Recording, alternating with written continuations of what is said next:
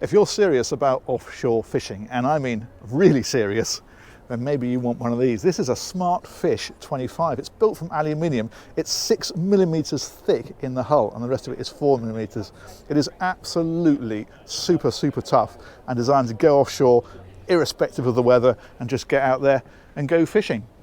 It's actually quite a fast boat as well. It's got a Suzuki outboard engine, 300 horsepower. That's giving it about 40 knots flat out and cruising at 30. So it really does cover the ground. And this particular one, obviously you can lay these out how you want, but this one is really set up with fishing in mind. So if we step on board, you've got things like, right at the back here, there's a live bait well underneath here. In fact, there's even a little window there as well, so you can keep an eye on it without opening it up.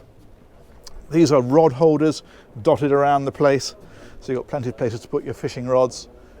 And then up here as well, you can see you can store your rods up along the top. You've got radar up on top of it. This is quite interesting. This has got all the fish finding equipment actually out here in the cockpit. That's linked up to the Raymarine inside.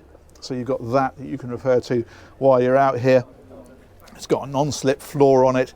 As I say, it really is set up absolutely for some serious fishing. But what's interesting, I think, is when we go inside, because check this out. Now, this is designed so that when it's rough, you just don't need to slow down. Look at these seats.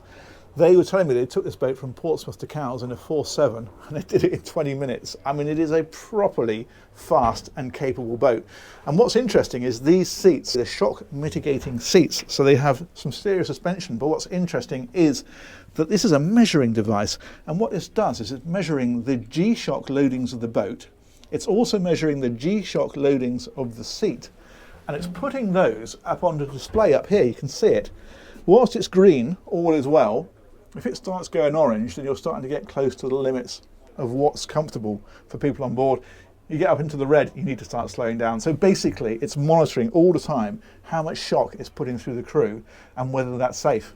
And so that when you're driving the boat, you can keep the speed up, but you know if things are starting to get a little bit uncomfortable in terms of sort of physical health, that lets you know. The seats back here as well, and they're on both sides. And then in the floor, you can see these traps. These are just down to the hull and fittings like the transducers, for example, you can see there through the hull and all that kind of thing. If we head forward again, so up here at the helm, this is quite neat. They've put controls on here, so you've got your Raymarine screens. In fact, they said they're going to modify these so they'll tilt up a bit nearer so you can see the driver. But rather than having to reach out and actually push the buttons on here, which you can imagine if you're doing 40 knots through some big seas is quite difficult, they have remote controls on here. So this actually, you can hit the home screen and then you can actually use this then,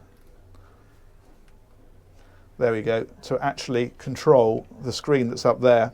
That's giving you engine instrumentation up on the top, but everything then is controlled from there, even things like the wiper. So that little button there, you'll see if I touch that, you get a quick wipe. So if you're out at the helm and you're driving and you're punting through some big seas, you can just keep touching that. You're not groping around on the dash looking for a wiper switch. You've got sliding windows, so you can get plenty of air into here.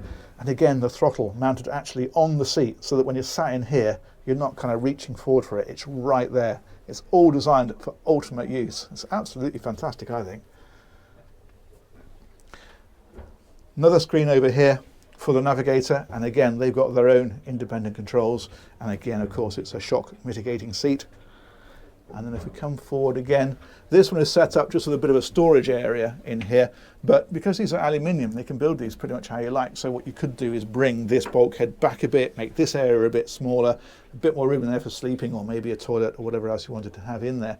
But for this one, it's all about a pro fishing team getting in here, strapping in and getting offshore fast and doing the business. I mean, that is proper purpose made, isn't it? Remarkable piece of kit.